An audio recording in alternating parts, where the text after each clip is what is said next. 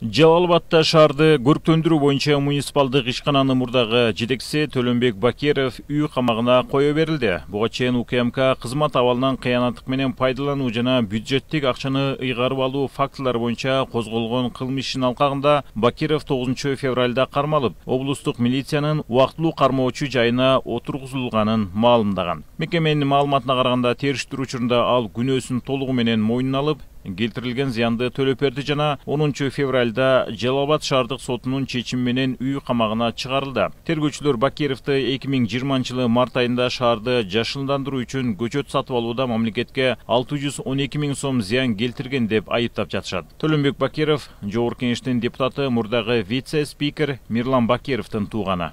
2020 жылдын март айында Туя Калановидная сортундагы көчөттүн бир даанасын 2600 сомдон сатып алууга тендер жарыяланган. Муниципалдык ишкананын тендердик комиссиясы арзаныраак баа сунуштаган жеке компанияны жеңүүчү деп тапкан. Натыйжада ишкана жетекчилиги жеңичинен сүйлөшүп көчөттүн бирөөсүн 742 сом турган башка сорттогу көчөттү алып келген.